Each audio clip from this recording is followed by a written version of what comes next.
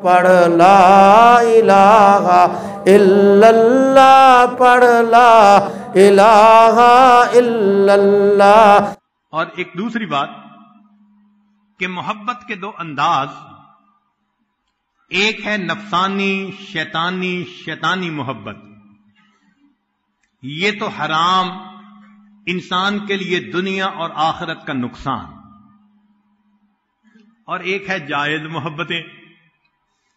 دیکھا یہ گیا ہے کہ محبت جائز بھی ہو تو کاسٹ پے کرنی پڑتی ہے،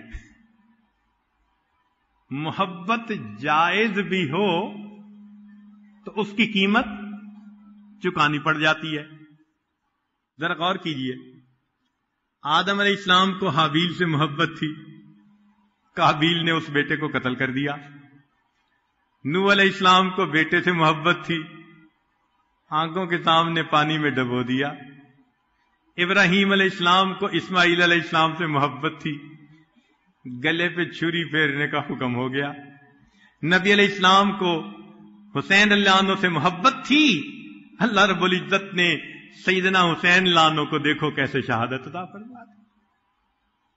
یہ مخلوق کی محبت جائز بھی ہو تو بھی کاسٹ پے کرنی پڑتی ہے، غم اٹھانا پڑتا ہے، صدمے اٹھانے پڑتے ہیں۔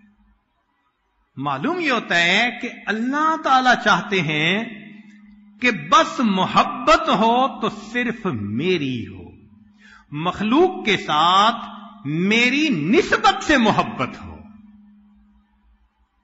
میری نسبت سے محبت ہو، اس کے سوا کوئی دوسرا راستہ نہیں۔ چنانچہ یعقوب علیہ السلام کو یوسف علیہ السلام سے محبت تھی، تو پھر دیکھیے یعقوب علیہ السلام کو اتنا رونا پڑا، وَابْيَضَّتْ عَيْنَاهُ مِنَ الْحُزْنِ، رو رو کے آنکھیں سفید ہو گئی۔ اور یوسف علیہ السلام محبوب بنے تو دیکھو ان کے ساتھ کیا پیش آیا۔ کسی نے یوسف علیہ السلام سے محبت کا اظہار کیا تو یوسف علیہ السلام کہنے لگے، بھائی میرے ساتھ محبت کا اظہار نہ کرنا۔ انہوں نے کہا کیوں؟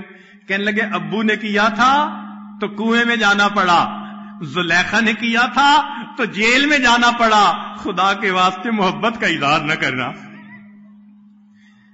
تو محبت کا معاملہ ایسا کہ اللہ چاہتے ہیں کہ محبت کے قابل فقط میں ہوں اور محبت کے قابل کوئی نہیں۔